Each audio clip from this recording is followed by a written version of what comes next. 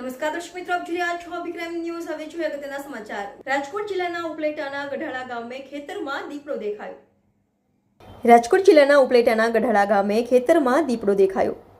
ખેડૂત તેમના ખેતરમાં કામ કરી રહ્યા હતા તે સમયે દેખાયો હતો દીપડો.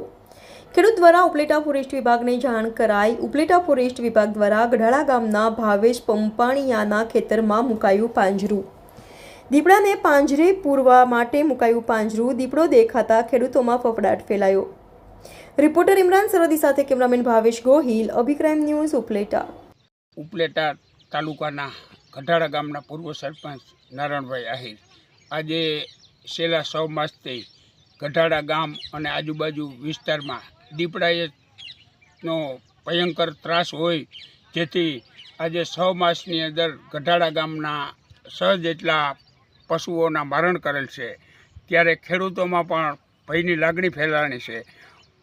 ગઈકાલે ભાવેશભાઈ ભીખાભાઈ પપાણિયા જેઓની વાસરડીનું ગઈકાલે મારણ કરેલ હોય, જેથી ફોરેસ્ટ ખાતાના અધિકારીઓએ ત્યાં પાંજરા મૂકવાની વ્યવસ્થા પણ કરેલ છે.